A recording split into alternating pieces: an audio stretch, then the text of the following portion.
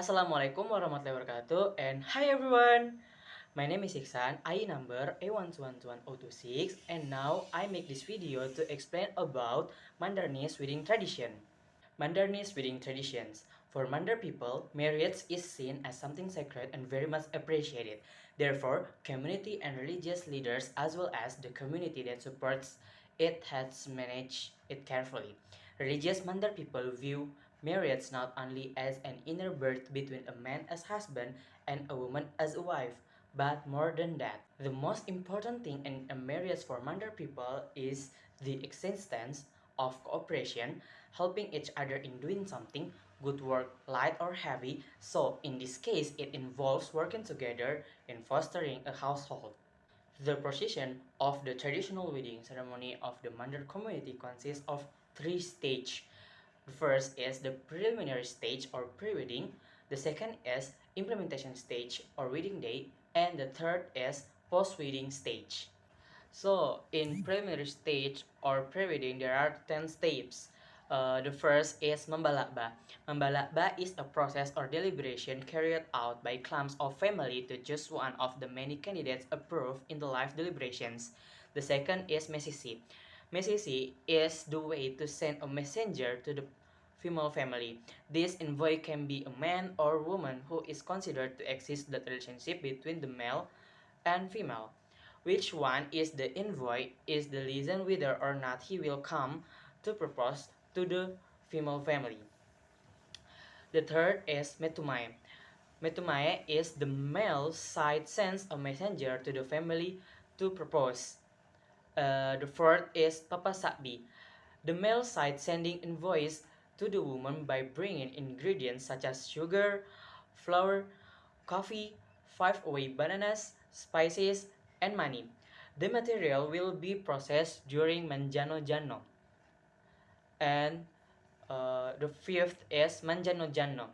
The manjano jano stage, which means frying, is a series of implementations for process such as sugar, flour, coffee, 5 away bananas, spices, and money brought by the male family at the time of papasakbi. The sixth is manchandring. The manchandring stage, which means delivering the dowry, basically is a series of implementations of the result of the agreement at the manjano stage. The seventh is mapapesan, is convey a formal verbal invitation to someone who is done according to custom. The eighth is mapasau, is a treatment ceremony for the bride and groom woman by way of cooking fragrant flowers and leaves of few in a big pot. The ninth is Masyarai Kubur. Before the wedding day of each of the two prospective families, the bride and groom hold a tradition of visiting graves to commemorate the souls ancestors who didn't have time to witness the wedding ceremony. And the last steps in the preliminary stage or pre-wedding is melatigi. In Mandar, melatigi is a verb that gives henna leaves to the bride and groom, while the word latigi means henna leaves. Next to implementation stage or wedding day. The first steps is metindor.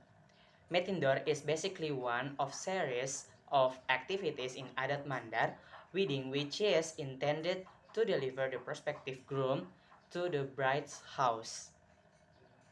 The second steps is marriage contract or akad nikah. Marriage contract or akad nikah is the implementation of the marriage contract carried out based on the Islamic religion without leaving the customs that are prevalent in the area.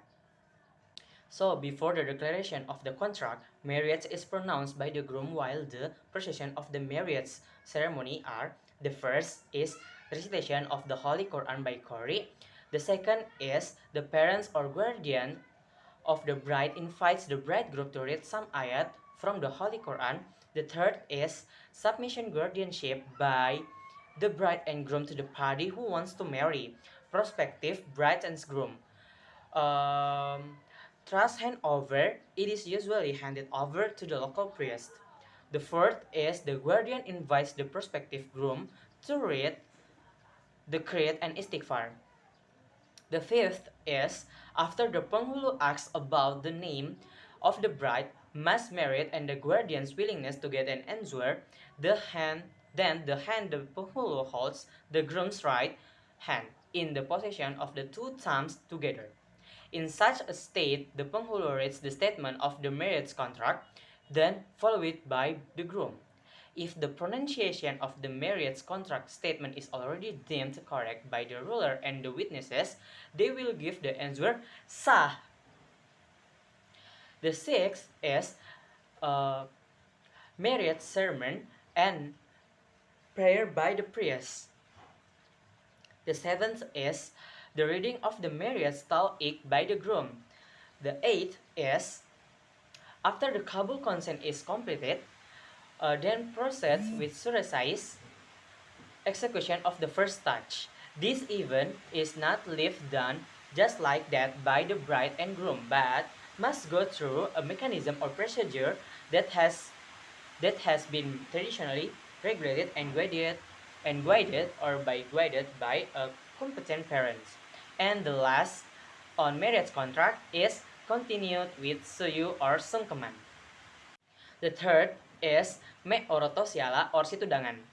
After undergoing the marriage contract process, the bride and groom are escorted to the aisle to sit side by side with the intention of, and the goal is to be seen by many people. The wedding party, which was held after the marriage contract, provided a special opportunity to invite guests who come to give their blessings, prayers, and greetings safely.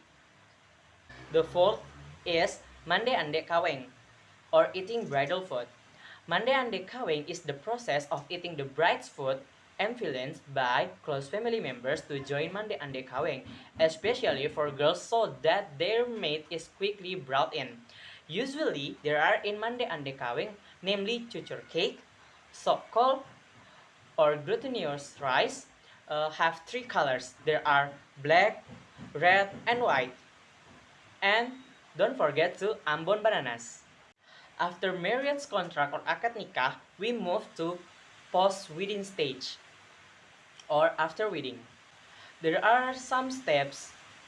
The first step is makumba. Makumba is a ritual process of bedding the bride and groom. The bride and groom are done after completing the marriage ceremony by the two. The bride and groom are led by traditional and religious leaders. The makumba ceremony is a sign that they have officially become husband and wife. Materials or tools that are used in the makumba ceremony are coconuts and access, aresa nut, tray, flower, and water. The second is miende. The miende event is usually held in the afternoon, where the bride and groom are escorted to the groom's house to offer obeisance to both the groom's parents, as a statement or acknowledgement that from now on that the bride has been included in the group from her husband's family, who will also be responsible for upholding and maintaining a already big family. And the last steps of post-wedding or after wedding is masyarai kubur.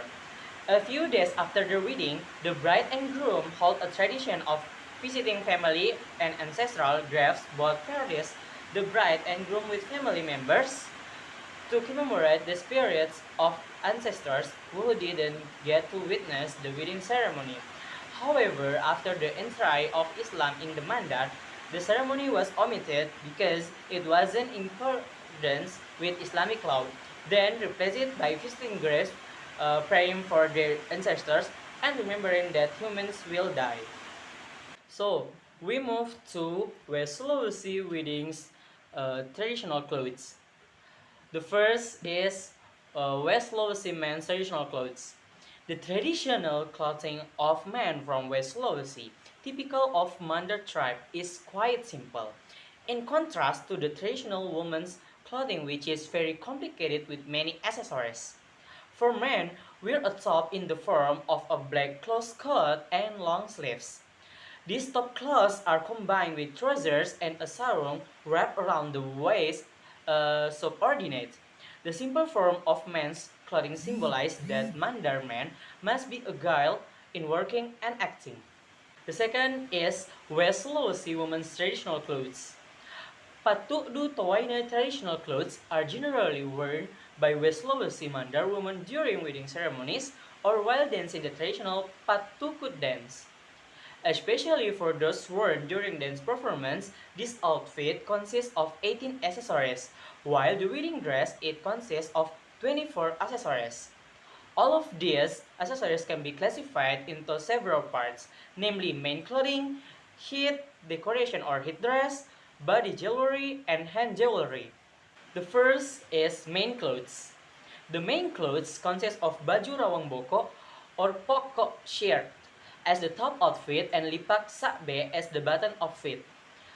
Boko clothes are all limited sleeves, bracket clothes which are usually made of cloth with bright colors. Meanwhile, lipak sakbe is a typical Mandar silk sarong made using traditional weaving techniques. Lipak sakbe sarongs can be made with various motifs, including surek marakdia or king style, surek pengulu pattern, surek batu darima, pomegranate set pattern, surek puang limboro papuangan limboro pattern, surek puang lembang, and many more. Apart from being an aesthetic value enhancer, the sarong motifs on the West Sulawesi traditional clothing also serve as social identity. The second is head dress or head decoration. In order to further enhance the appearance of their hair and complement the beauty of the West Sulawesi traditional clothing worn, Mandar women usually add some accessories to their hair bands. This accessory consists of a gold flower and a gold, or a circular flower used as a headband. In its use, there are customary rules that regulate the use of these accessories based on the social status of the user. Third is body jewelry. In addition to wearing flower jewelry on the head, there are also various other body jewelry worn by women as accessories for West Sulawesi traditional clothing, typical of the Mandar tribe. This body jewelry include kawari or shield, tombidiana or coin chain, tombi sare-sare or red and green rectangular cloth decoration, dali or earrings, and tombi talu. Kawari is a typical Mandar woman's shield which is usually worn around the hips. There are separate rules regarding the use of kawari. If 4 sets are used, those who wear them mean the noble class, while if 2 begins are used, those who wear them mean the taupia biasa or ordinary people class. And the last accessories is hand jewelry.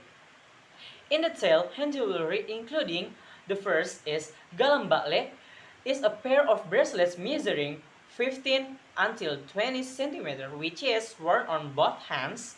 The second is poto. Poto is a small bracelet worn on both arms to flank a large bracelet. The third is jimasaleto, is a white bracelet strapped to the shoulder. The fourth is tepang. Tepang is a bracelet that is tied under jimasaleto. The first is jimamaborong. Jimamaborong is a replacement bracelet for jimasaleto, which is specially worn by women of the aristocratic class. The sixth is kaliki. Kaliki is a belt. And the last accessories in hand jewelry is simasiman, is a bracelet with 8 balls the size of a marble. I think that's all for explain about Mandarinese wedding traditions. I apologize if I make mistakes. I still learn about speaking for social intercultural communication. So yeah, thank you for your attention. See you, have a nice day, and wassalamualaikum warahmatullahi wabarakatuh.